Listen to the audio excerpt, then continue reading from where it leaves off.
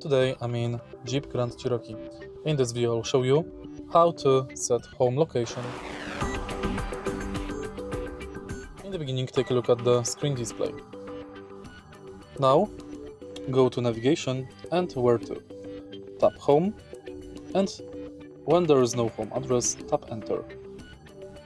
Now select from address, recent or more, or you can select from your geographic coordination. Tap OK, confirm, and it's done. Tap save, and it's set. Now you can navigate home simply by pressing home button. If you find this video helpful, please leave like, comment and subscribe.